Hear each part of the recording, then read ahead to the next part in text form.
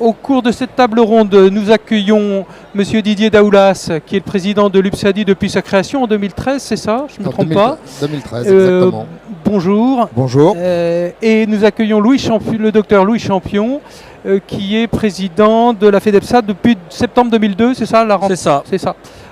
Bonjour docteur. Bonjour. Alors, cette table ronde va être l'occasion de faire un peu le point sur l'état de santé du secteur, sur ses soucis, ses succès, les revendications de ceux qui le représentent et qui sont là avec nous. Première question, un peu en forme d'état des lieux. Louis Champion, comment est-ce qu'on peut définir le secteur des PSAD aujourd'hui? Est-ce qu'il se porte bien? Et puis, qu'est-ce qui explique son développement important ces dernières années? Le secteur des PSAD, je vais vous faire 3 réponses. Le secteur des PSAD prend en charge environ 3 500 000 patients à domicile. Donc c'est absolument considérable. Et c'est un secteur qui fonctionne avec l'ensemble des professions médicales de ville, du libéral, et en relation évidemment avec le secteur hospitalier.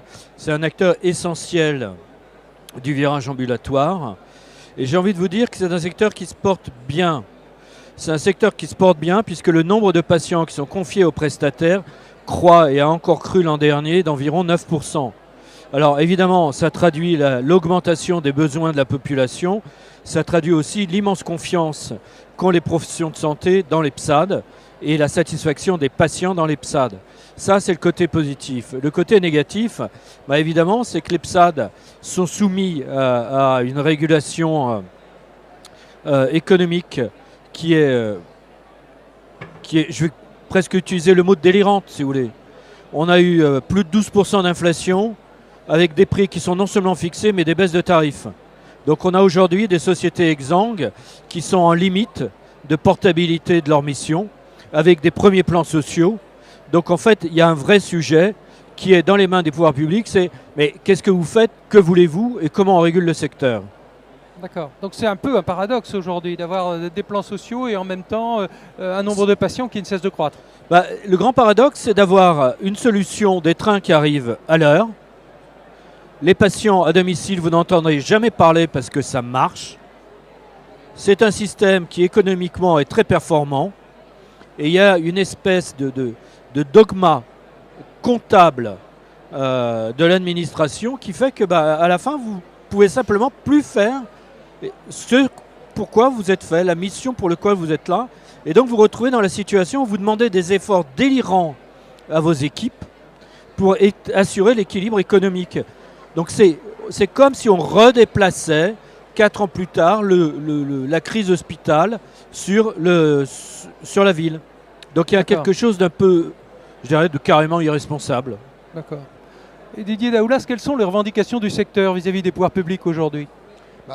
Les revendications du secteur parmi les pouvoirs publics, dès un premier temps, pour nous, la première revendication, c'est l'obtention d'un statut. Bon, c'est un peu le serpent de mer puisque ça fait bientôt une dizaine d'années que l'on demande ce statut. Alors pourquoi un statut? Le statut, c'est simplement pour avoir une visibilité déjà dans un premier temps au niveau du grand public, ce qui est pour nous une problématique parce qu'on n'est pas connu, mais surtout au niveau des professionnels de santé et des pouvoirs publics. C'est-à-dire qu'on s'aperçoit aujourd'hui qu'il y a plusieurs dossiers en cours qui sont développés par les pouvoirs publics, comme le dossier patient partagé, comme la prescription numérique. Et on s'aperçoit que c'est des sujets qui nous touchent, parce que c'est des sujets sur lesquels on va être confronté avec nos patients au final, et on n'a aucune réponse. On sollicite les pouvoirs publics régulièrement sur tous ces sujets et on a une fin de non-recevoir. Et en ce qui concerne le statut, il y a eu le rapport IGAS de 2020 qui a défini un certain nombre de points sur la prestation et qui a fait en quelque sorte une sorte de panorama de la prestation. Et on s'est aperçu que dans ce rapport, l'IGAS préconisait que la DGOS soit notre organisme de tutelle qui puissent effectivement travailler avec nous sur l'obtention de ce statut. Depuis cette date, 4 ans se sont écoulés. On a eu quelques réunions, 2-3 réunions, dans lesquelles effectivement rien ne s'est passé.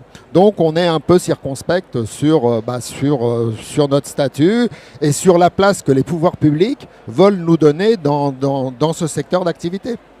Les champions. Oui, je peux qu'approuver ce que dit Didier, c'est-à-dire qu'en fait on est un peu la femme cachée du système de santé. On est presque partout, 3 500 000 patients, c'est colossal.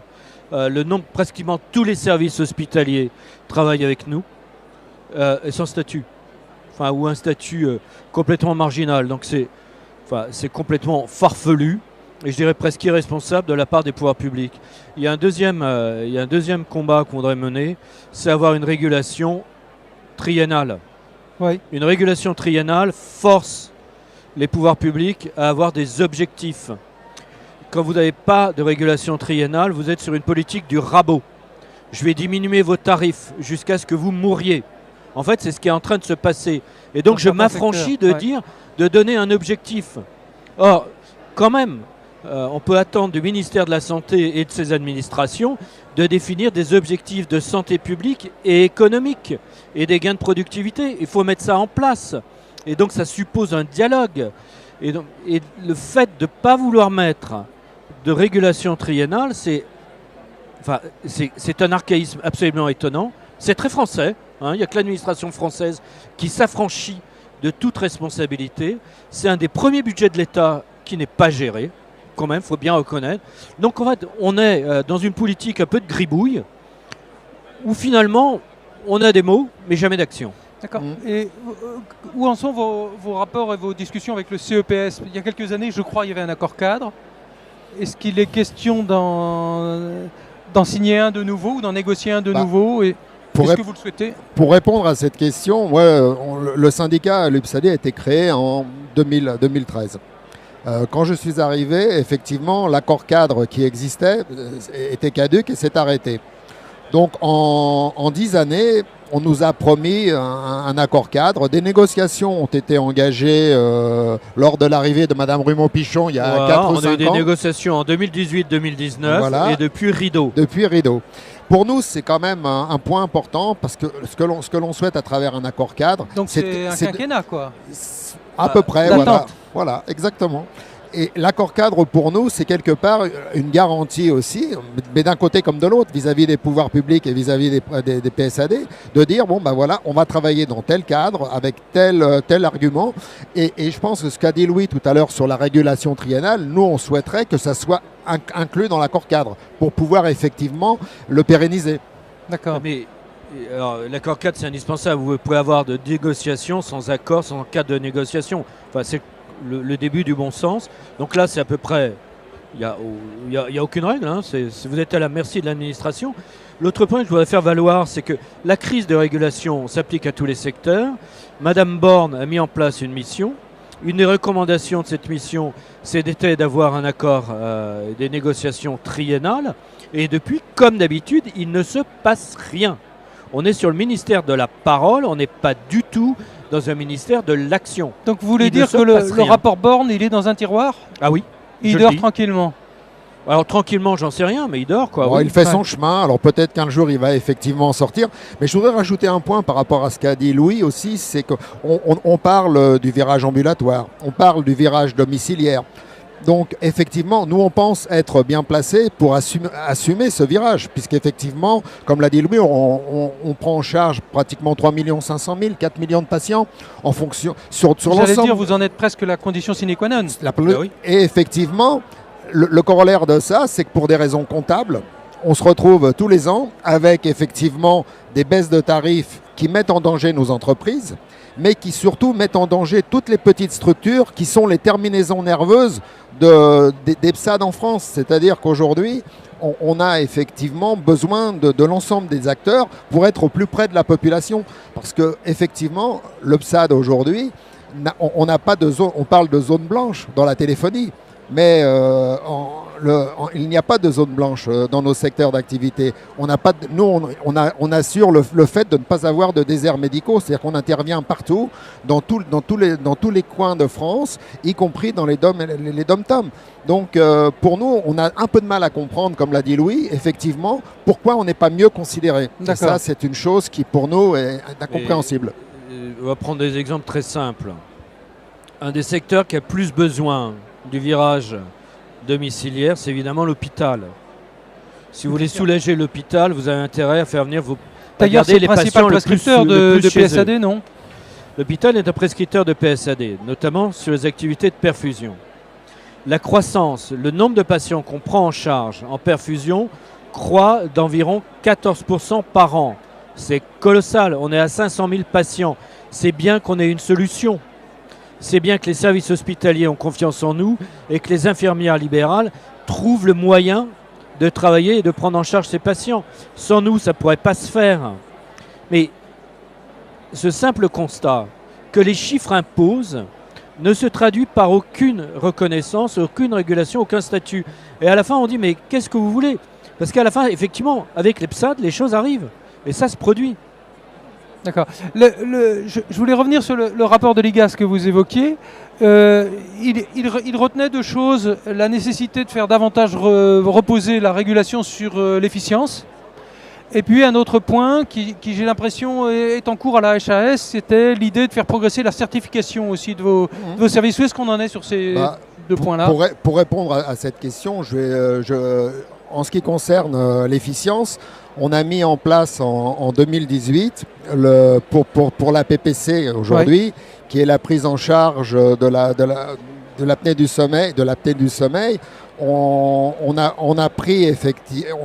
aujourd'hui installé du matériel qui nous permet de prendre en charge aujourd'hui, alors on parle, 1 700 000 patients en France.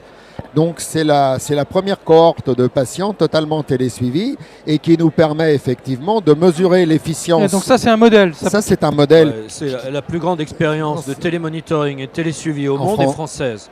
D'accord. Elle est mise en place par les PSAD et on connaît exactement le nombre d'heures où le patient a pris sa machine par jour, par nuit. On est capable d'intervenir de manière extrêmement efficace. En fait, les PSAD, il faut le voir ça à la fois comme une plateforme physique qui connaît le domicile des patients et une plateforme numérique. À partir de là, évidemment, on a des gains d'efficience considérables. On a fini la première phase d'apprentissage et on est capable de remplacer un certain nombre d'actes physiques par des interventions numériques. Donc évidemment, il y a des gains d'efficience et évidemment, on est prêt à les restituer à l'assurance maladie. Mais il faut pour ça qu'il y ait une négociation intelligente et une régulation intelligente. Là, pour l'instant, il n'y a rien. Il n'y a rien. De même que quand vous prenez un patient en ville, en perf, il va vous coûter 4 fois moins cher qu'un parcours hospitalier. Le bon sens, ça serait de comparer les économies que vous faites. Ben non. Non, ça n'existe pas parce que les enveloppes ne sont pas fongibles. Donc il y a tout un ensemble de raisonnements qui ne se font pas. Pour répondre à la deuxième question, en ce qui concerne la certification, effectivement, sur les recommandations du rapport IGAS, l'HAS s'est saisie d'une loi qui a été promulguée en 2018, je crois sur la LFSS de 2018, en travaillant sur la certification des prestataires. Donc il y a eu de nombreux échanges qui ont été conduits pendant 3 ans. Et aujourd'hui, normalement, le document de certification doit être diffusé par la HAS. Il est en attente de validation par les ministres. Bon, c'est ce qu'on peut espérer. Et il y en a eu beaucoup. Il y en a eu beaucoup, effectivement. On a eu beaucoup de passages ces derniers temps. Donc on peut espérer normalement d'ici la fin de l'année que ce rapport sera effectivement mis en œuvre. Et derrière ça, ce qui veut dire que on va engager nos entreprises vers cette certification qui, somme toute, est quelque part pour nous importante parce qu'elle permet effectivement de garantir à la fois aux patients, mais également au pouvoir public, une qualité de prestation identique par l'ensemble des acteurs et sur l'ensemble du territoire. D'accord. Oui, puis ça peut être aussi une occasion de davantage de visibilité vis-à-vis du public, peut-être. Et ce qu'on espérait ici également, puisque je continue sur ce sujet, c'est qu'à travers cette certification, on soit effectivement reconnu en tant qu'acteur de santé et de pouvoir effectivement disposer de négocier au moins ce fameux statut dont on attend toujours la sortie. Les PSAT, c'est des acteurs de santé de proximité. C'est comme ça qu'il faut les définir. Ce n'est pas une profession de santé, ce ne sont pas des établissements, c'est des acteurs de santé de proximité. Et donc, comme dans toute la santé, bah, évidemment, il faut une certification, il faut une procédure et il faut un statut. D'accord. D'accord. Est-ce que l'idée de réunir un Ségur de la santé à domicile ou des états généraux des soins à domicile est encore d'actualité aujourd'hui? C'était une de vos propositions il y a quelques années, je crois. Oui, on peut le faire, bien sûr, on peut le faire. Moi, maintenant, je suis devenu un peu sceptique sur la République des mots, l'administration des mots. Moi, j'aimerais bien qu'il y ait un passage à l'action. Il y a un passage à l'action, il y a un certain nombre de propositions qui sont claires, qui sont sur la table.